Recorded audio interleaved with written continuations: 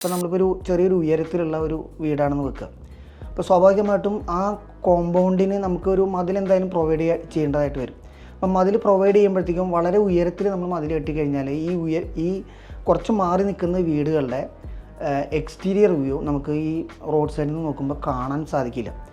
പകരം മതിൽ തന്നെ വളരെ താഴ്ന്നു പോയി കഴിഞ്ഞാൽ കുഴപ്പമെന്ന് വെച്ച് കഴിഞ്ഞാൽ കുട്ടികളോ മറ്റോ കോമ്പൗണ്ടിൽ കളിക്കുമ്പോൾ താഴത്തോട്ട് വീഴാനുള്ള ചെറിയ ചാൻസ് കൂടിയുണ്ട്.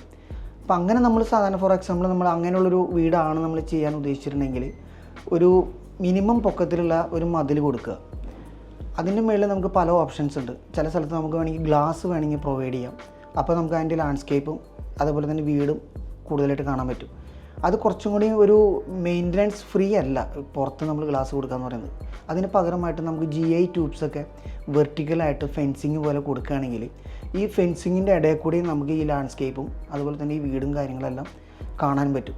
അപ്പോൾ നമ്മൾ കഴിവൊന്ന് ചെയ്യേണ്ടതെന്ന് വെച്ച് കഴിഞ്ഞാൽ അതിൻ്റെ കളർ കോമ്പിനേഷൻ എടുക്കേണ്ടി വരും വീടിൻ്റെ.